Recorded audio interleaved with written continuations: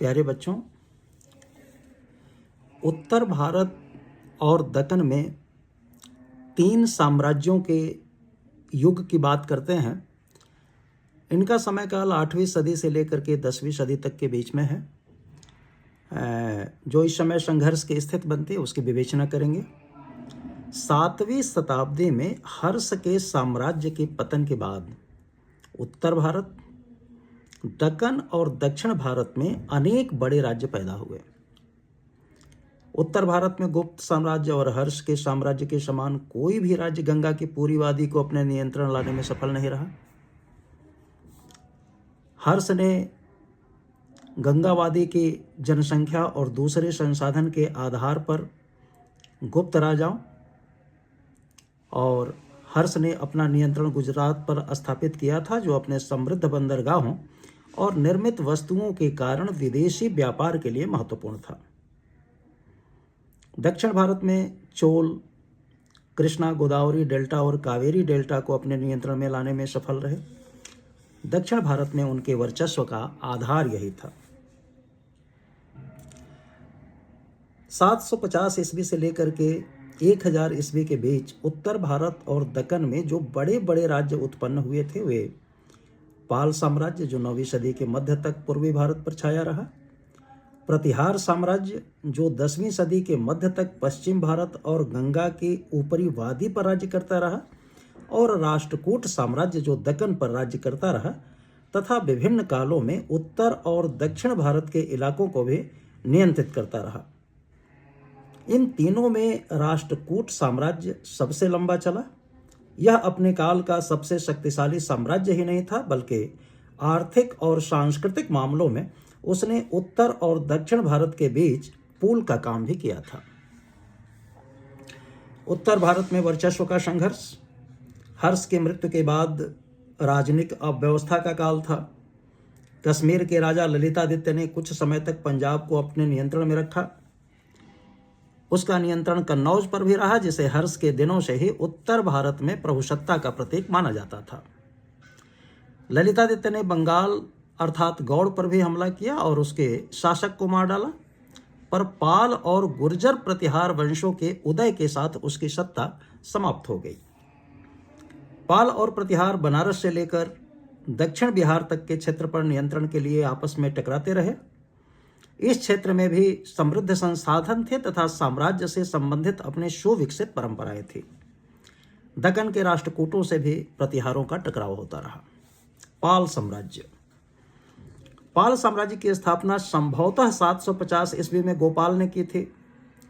गोपाल ने अपने नियंत्रण में बंगाल का एकीकरण किया और मगध तक को अपने अधीन ले आया।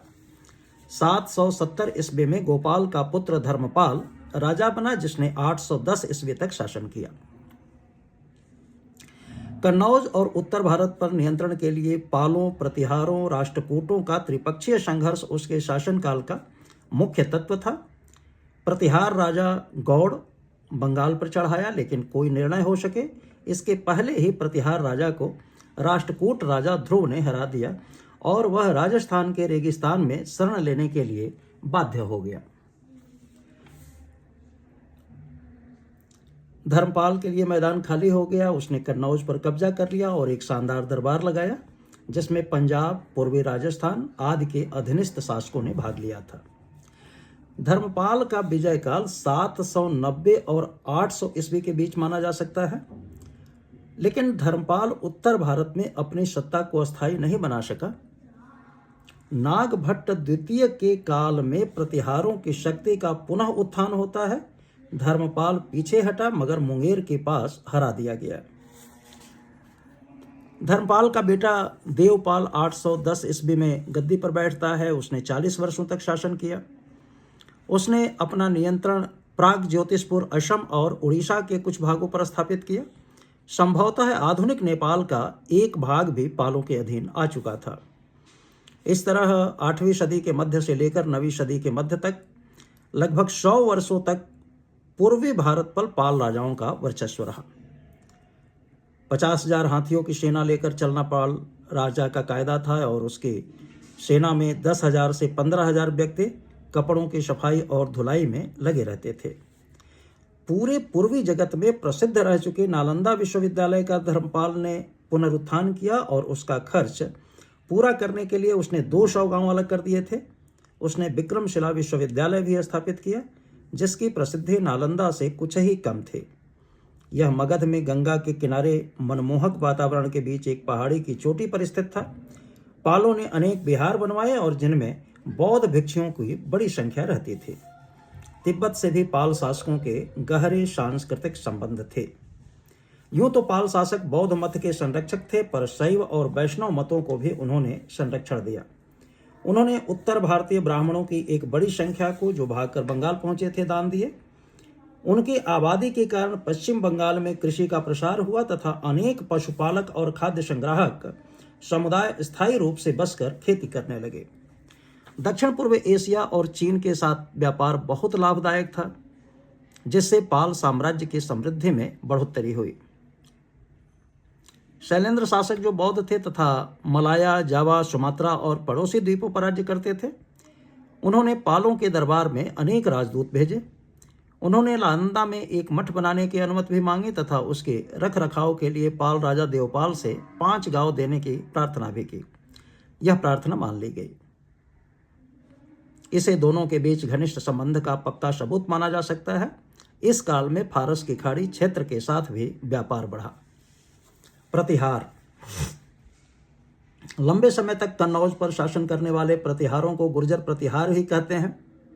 अधिकांश विद्वान मानते हैं कि वे गुर्जरों के वंशज थे। जाटों की तरह घुमक्कड़ पशुपालक और योद्धा थे। प्रतिहारों ने मध्य और पूर्वी राजस्थान में अनेक राजवाड़े स्थापित किए। मालवा और गुजरात पर नियंत्रण के लिए राष्ट्रकूटों से वे टकराते रहे। प्रतिहारों की राजधानी पहले भनिमाल में थी। उन्होंने नागभट्ट प्रथम के काल में प्रमुखता मिली। नागभट्ट ने सिंध के अरब शासकों का, जो राजस्थान, गुजरात, पंजाब आदि का अधिकार जमाने का प्रयास कर रहे थे, जमकर विरोध किया। अरब गुजरात की ओर तेजी से बढ़े, पर गुजरात के चालुक्य राजा के हाथों 738 ईस्वी में उनकी निर्णायक पराजय हुई। हालांकि छोटी मोटी अरब घुसपैठें जारी रही, पर उसके बाद अरब वास्तविक खतरा नहीं रह गए। प्रतिहार राजाओं के गंगा के ऊपरी वादी और मालवा पर नियंत्रण फैलाने के आरंभिक प्रयासों को राष्ट्रकूट शासक ध्रुव और गोपाल तृतीय ने नाकाम कर दिया। राष्ट्रकूटों ने 790 ईस्वी में और फिर 806 से 7 ईस्वी में प्रतिहारों को हराया, किंतु इसके बाद वे दक्कन लौट गए और पालों के लिए मैदान खुला छोड़ दिया। संभवतः मालवा और गुजरात पर वर्चस्व रखना ही राष्ट्रकूटों का प्रमुख उद्देश्य था। प्रतिहार साम्राज्य का वास्तविक संस्थापक और इस वंश का महानतम शासक भोज था। भोज के आरंभिक जीवन या सत्तारोहण के समय के बारे में हम अधिक नहीं जानते। उसने प्रतिहार साम्राज्य का पुनर्निर्माण किया तथा 836 ईस्वी के आसपास कन्नौज को वापस जीत लिया, जो लगभग 1 सदी तक प्रतिहार साम्राज्य की राजधानी रहा। नर्मदा किनारे हुई एक खूनी लड़ाई के बाद भोज मालवा के एक अच्छे खासे भाग और गुजरात के कुछ भागों पर अपना वर्चस्व बनाए रखने में सफल रहा, पर दक्कन में वह आगे नहीं बढ़ सका। इसलिए उसने फिर उत्तर की ओर अपनी निगाह घुमाई। एक शिलालेख के अनुसार उसका राज्य सतलज नदी के पश्चिम तट तक फैला हुआ था। अरब यात्रियों से हमें पता चलता है कि प्रतिहार शासकों के पास भारत के सर्वोत्तम घुड़सवार सेना थे। देवपाल के मरने और पाल साम्राज्य के कमजोर पड़ने के बाद भोज ने पूर्व में भी अपना साम्राज्य फैला लिया था। कथाओं में भोज का नाम मशहूर है। संभवतः आरंभिक जीवन में भोज के दुःसाहसिक कार्यों, अपने खोए हुए साम्राज्य को धीरे धीरे पुनर्स्थापना और अंततः कन्नौज की पुनर्विजय ने उसे अपने समकालीनों की कल्पना में विशेष स्थान दिला दिया था। भोज विष्णु भक्त था और उसने आदिवाराह की उपाधि धारण की थी, जो उसके कुछ सिक्कों पर अंकित मिलती है। उज्जैन पर राज्य करने वाले भोज परमार ने उसे भिन्न दिखाने के लिए उसे कभी कभी मेहर भोज भी कहा जाता है। भोज की मृत्यु संभवतः 885 ईस्वी के आसपास हुई। उसका पुत्र महेंद्रपाल प्रथम उसका उत्तराधिकारी बना। 908 से 9 ईस्वी तक राज्य करने वाले महेंद्रपाल ने भोज के साम्राज्य को कायम रखा तथा उसे मगध और उत्तर बंगाल तक फैलाया। उसके शिलालेख काठियावाड़, पूर्वी पंजाब और अवध में भी मिले हैं। महेंद्रपाल ने कश्मीर के राजा से भी युद्ध किया, मगर उसे पंजाब का कुछ क्षेत्र सौंपना पड़ा, जिसे भोज ने जीता था। इस तरह प्रतिहार आरंभिक 9वीं सदी से लेकर 10वीं सदी के मध्य तक 100 वर्षों से अधिक काल तक उत्तरी भारत पर राज्य करते रहे। बगदाद का निवासी अल मसूदी जो 915-16 ईस्वी में गुजरात आया था, प्रतिहार शासकों की भारी शक्ति और प्रतिष्ठा का तथा उनके साम्राज्य की विशालता का वर्णन करता है। अल मसूदी कहता है कि जुज्र साम्राज्य में इकाई, दहाई, सैकड़ा, हजार, 10,000, लाख, 1,80,000 गांव, नगर और ग्रामीण क्षेत्र थे तथा 2,000 किलोमीटर लंबा और 2,000 किलोमीटर चौड़ा था। राजा की सेना के 4 अंग थे और प्रत्येक में 7 लाख से 9 लाख सैनिक थे। प्रतिहार ज्ञान, विज्ञान और साहित्य के भी संरक्षक थे। महान संस्कृत कवि और नाटककार राजशेखर भोज के पोते महिपाल के दरबार में थे। प्रतिहारों ने कन्नौज को भी अनेक सुंदर भवनों और मंदिरों से सजा रखा था। 8वीं और 9वीं सदियों में अनेक भारतीय विद्वान दूतों के साथ बगदाद के खलीफा के दरबार में गए। इन विद्वानों ने अरब दुनिया को भारतीय विज्ञानों से और विशेषकर गणित, बीजगणित और आयुर्विज्ञान से परिचित कराया था। सिंध के अरब शासकों से प्रतिहारों की शत्रुता सबको पता थे। इसके बावजूद ऐसा लगता है कि इस काल में भी भारत और पश्चिम एशिया के बीच विद्वानों और वस्तुओं का आवागमन जारी रहा। 915 से 918 ईस्वी के बीच राष्ट्रकूट राजा इंद्र तृतीय ने फिर कन्नौज पर आक्रमण किया और नगर को तबाह करके रख दिया।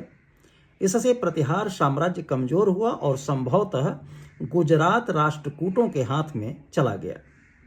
अल मसूदी का कथन है कि समुद्र तक प्रतिहार साम्राज्य की पहुंच नहीं थे।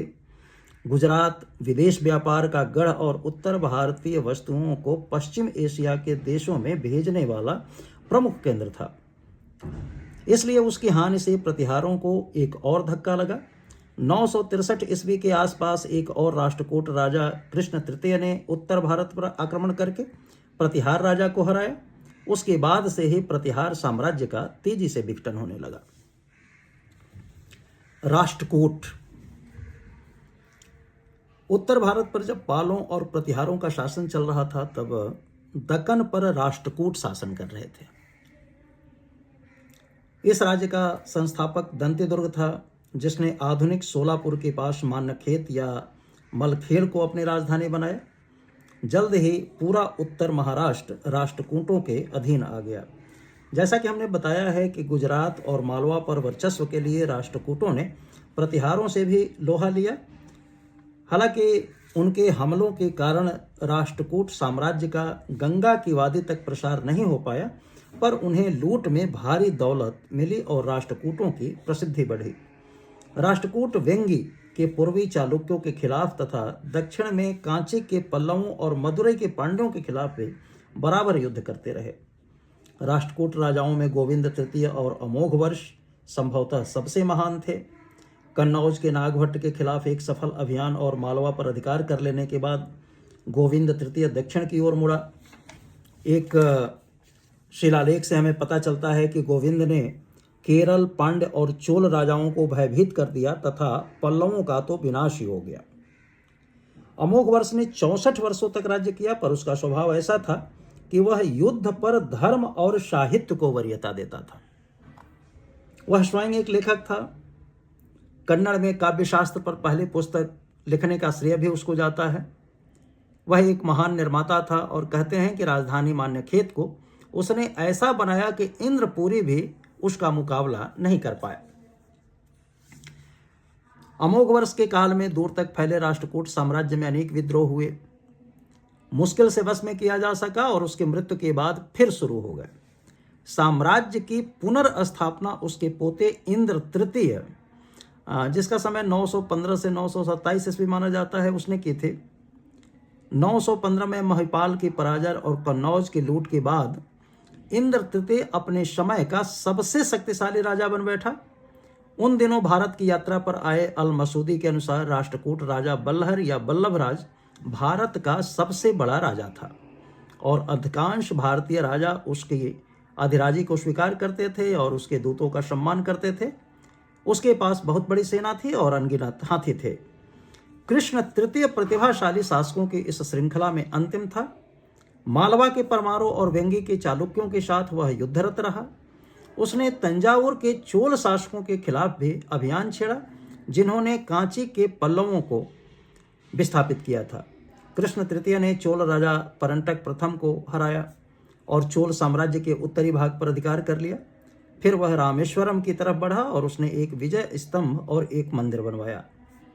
राष्ट्रकूट राजधानी मलखेड़ को 972 ईस्वी में लूट कर जला दिया गया। इस तरह राष्ट्रकूट साम्राज्य का अंत हो गया। दक्कन में राष्ट्रकूट शासन लगभग 200 वर्षों तक 10वीं सदी के अंत तक जारी रहा। धार्मिक दृष्टिकोण से राष्ट्रकूट राजा सहिष्णु थे तथा वे केवल शैव और वैष्णव ही नहीं अपितु जैन मत के संरक्षक भी थे। एलोरा में चट्टान काटकर बनाया गया सुप्रसिद्ध शिव मंदिर राष्ट्रकूट राजा कृष्ण प्रथम द्वारा 9वीं सदी में बनाया गया था। कहते हैं कि उसका उत्तराधिकारी अमोघ वर्ष जैन था, लेकिन वह दूसरे धर्मों को भी संरक्षण देता था। राष्ट्रकूटों ने मुस्लिम व्यापारियों को अपने राज्य में बसने और इस्लाम का प्रचार करने की अनुमति दी। कहते हैं कि इन मुसलमानों के अपने मुखिया थे और राष्ट्रकूट साम्राज्य के अनेक तटीय नगरों में नमाज के लिए उनकी बड़ी बड़ी मस्जिदें हुआ करती थी। सहिष्णुता की इस नीति ने विदेशी व्यापार को बढ़ावा दिया, जिससे राष्ट्रकूटों की समृद्धि में बढ़ोतरी होती है। राष्ट्रकूट शासक कला और साहित्य के महान संरक्षक थे। उनके दरबारों में हमें संस्कृत के विद्वान ही नहीं, ऐसे कवि और अन्य लोग भी दिखाई देते हैं जो प्राकृत और अपभ्रंश में लिखते थे।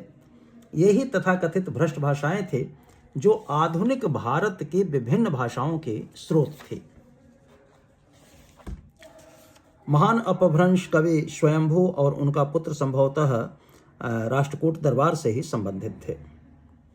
राजनीतिक और विचार संगठन की अगर बात करें बच्चों, तो इस साम्राज्य के प्रशासन की व्यवस्था उत्तर में गुप्त साम्राज्य और हर्ष के राज्य और दक्कन में चालुक्यों के आचार विचार पर ही आधारित थे। शासक पहले की ही तरह से सभी मामलों का केंद्र था। वह प्रशासन का प्रमुख भी था और सशस्त्र बलों का प्रमुख सेनापति भी था। शानदार दरबार लगाता था। पैदल और घुड़सवार सेना को दालान में रखा जाता था। राष्ट्रकूट साम्राज्य में स्त्रियां अपने चेहरे को ढकते नहीं थे। राजा का पद सामान्यतः पुश्तैनी होता था। उत्तराधिकार संबंधी नियम में ढीलापन था। अक्सर ज्येष्ठ पुत्र ही उत्तराधिकारी होता था, किंतु ऐसे अनेक उदाहरण हैं जिनमें ज्येष्ठ पुत्र को अपने छोटे भाइयों से लड़ना पड़ा और कभी कभी वे पराजित भी हुए। उदाहरण के लिए राष्ट्रकूट राजा ध्रुव और गोविंद चतुर्थ ने अपने बड़े भाइयों को सत्ताच्युत किया। कभी कभी राजा ज्येष्ठ पुत्र या अपने किसी और प्रिय पुत्र को युवराज घोषित कर देते थे। उस दशा में युवराज राजधानी में रहता और प्रशासन के कार्यों में सहायता करता था। कनिष्ठ पुत्रों को कभी कभी प्रांतों का अधिपति बना दिया गया। राजकुमारियों को शासन के पदों पर शायद ही कभी नियुक्त किया जाता था, पर हमारे पास एक उदाहरण मौजूद है कि एक राष्ट्रकूट राजकुमारी चंद्रबालाब्बी ने, जो अमोघ वर्ष प्रथम की पुत्री थी, कुछ समय तक रायचूड़ दोआब पर प्रशासन चलाया। अभिलेखों और साहित्यिक दस्तावेजों से पता चलता है कि लगभग हर राज्य में एक पत्राचार से संबंधित मंत्री होता था, जो विदेश मंत्री की तरह भी कार्य करता था। इसके अलावा एक राजस्व मंत्री, कोषाध्यक्ष, सेनापति, मुख्य न्यायाधीश और पुरोहित थे। एक व्यक्ति एक से अधिक पदों पर भी आसीन हो सकता था। पुरोहित को छोड़ सभी मंत्रियों से आशा की जाते थे कि वे आवश्यकता पड़ने पर सैन्य अभियान का भी नेतृत्व करें। साम्राज्य की सुरक्षा और प्रसार में सशस्त्र बलों का बहुत बड़ा महत्व था। हमने अरब यात्रियों के इस साक्ष्य को पहले ही उद्धृत किया है कि पाल, प्रतिहार और राष्ट्रकूट राजाओं के पास विशाल सुसंगठित पैदल और घुड़सवार सेनाएं थी तथा बड़ी संख्या में जंगी हाथी होते थे। हाथियों को शक्ति का आधार मानकर उन्हें बहुत महत्व दिया जाता था। हाथियों की सबसे बड़ी संख्या पाल राजाओं के पास थे। राष्ट्रकूट और प्रतिहार राजा दोनों ही समुद्र के रास्ते अरब और पश्चिम एशिया से तथा स्थल के रास्ते खुरासान और मध्य एशिया से बड़ी संख्या में घोड़ों का आयात करते थे। प्रतिहार राजाओं के पास देश भर में सबसे अच्छी घुड़सवार सेना थी। युद्ध के रथों का कोई हवाला नहीं मिलता, जिनका प्रचलन समाप्त हो चुका था। कुछ राजाओं, खासकर राष्ट्रकूटों के पास किले बड़ी संख्या में थे। उनमें विशेष दस्ते तैनात रहते थे और उनके अपने अलग अलग कमानदार होते थे। पाल राजाओं की और संभवतः राष्ट्रकूटों की भी अपनी नौसेनाएं थे, लेकिन उनकी शक्ति और संगठन के बारे में हम कुछ अधिक नहीं जानते हैं। इन साम्राज्यों में सीधे प्रशासित क्षेत्र भी थे और अधीन सरदारों द्वारा प्रशासित क्षेत्र भी थे। सरदारों के क्षेत्र जहां तक अंदरूनी मामलों का सवाल है स्वायत्त होते थे। सरदार राजा के प्रति निष्ठा रखते थे। वे राजा को निर्धारित कर ये नजराना देते थे और उसे निर्धारित संख्या में सैनिक भी प्रदान करते थे। इन सरदारों से विशेष अवसरों पर राजा के दरबार में उपस्थित होने की और कभी कभी तो उसने राजा या उसके किसी बेटे से अपनी एक बेटी ब्याहने की भी आशा की जाती थी।